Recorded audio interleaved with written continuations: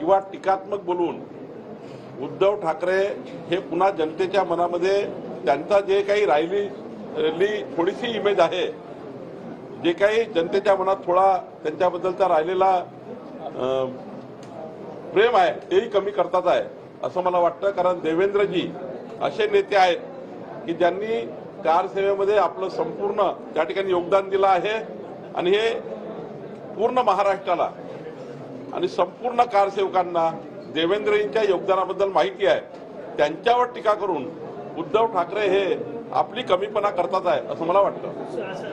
सुप्रिया सुळे जे आहे ते वारंवार टीका जे आहे ते देवेंद्र फडणवीस यांच्यावरती करताना पाहायला मिळतं। त्यांनी आजही म्हटलेलं आहे की आतापर्यंत जे गृहमंत्री जे झाले त्यामध्ये सगळ्यात निष्क्रिय गृहमंत्री जे आहेत ते फडणवीस आहेत असे थेट त्यांनी टीका केली। महाराष्ट्राची जनता एका बाजूने म्हणताय की देवेंद्रजी सर्वात उत्कृष्ट गृहमंत्री आहे आणि एकट्या सुप्रिया ताई म्हणतात, त्यांचे काही लोक म्हणतात की देवेंद्रजी हे कमजोर गृहमंत्री आहे।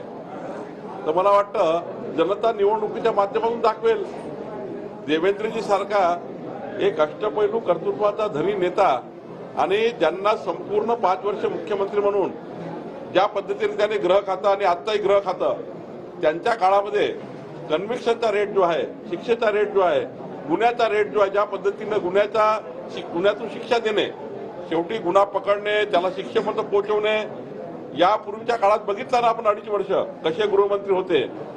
100 कोटीच्या प्रकरणात गृहमंत्र्याला जेलमध्ये जावं लागलं, कसे गृहमंत्री होते त्यांच्या पक्षातले हे तर बघितलं आपण। आणि त्यामुळं खरं तर आपला आरसा बघितला पाहिजे। ज्यांनी टीका केली त्यांनी देवेंद्रजीवर टीका करताना विचार करून टीका केला पाहिजे। देवेंद्रजीवर आपण जेव्हा टीका करतो तेव्हा 1000 लोक तुम्हाला ट्रोल करतात याची काळजी घेतली पाहिजे, लाखो लोक तुम्हाला ट्रोल करतात याची काळजी घेतली पाहिजे।